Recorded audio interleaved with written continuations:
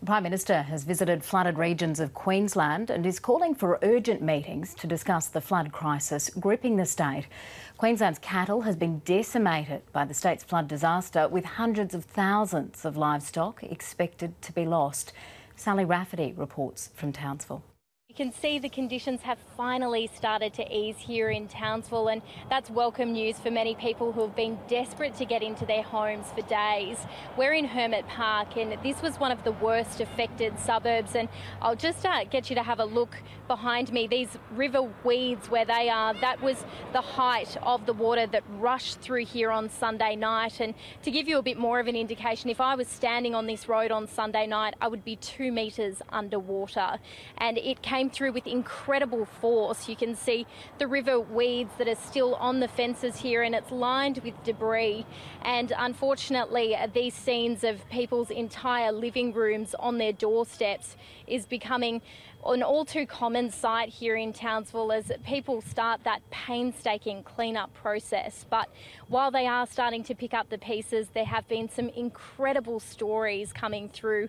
We spoke to a couple of SES guys earlier today who single-handedly on Sunday night rescued 100 people, and that included Bianca, who lives in this house just here. They rescued her and her 9-month-old baby. They actually had to carry the baby above their head because the water levels were so high. So certainly, as people start to come to terms with just what's happened here, we are hearing some incredible stories too. It is an absolutely incredible story, Sally. Now, as the cleanup gets underway, what is the focus for communities moving forward?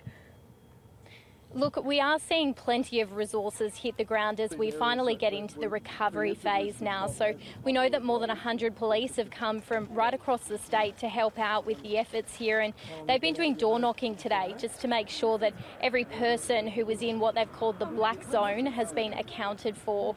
And when they're not doing that, they're out patrolling because there is a serious threat of looters in the area now, with plenty of homes unable to have the security arrangements that they normally would have. But obviously attentions are also turning to the west of the state now, with many graziers really battling with those high flood waters. And here's what the Premier had to say earlier today. The sea of cattle that we witnessed and the heartbreak that is causing our cattle producers out there, we know that we must do everything we possibly can to help our cattle producers recover. I want to thank the Prime Minister, Scott Morrison. I had a personal phone link up with him this morning, and we have made it a state and Commonwealth priority to work together in the best interests of people that have been impacted. So certainly the floodwaters remain a serious risk out in the west of the state, and we know that Defence are helping with fodder drops where possible, but thoughts are with those in the west. Sally Rafferty in Townsville, thank you.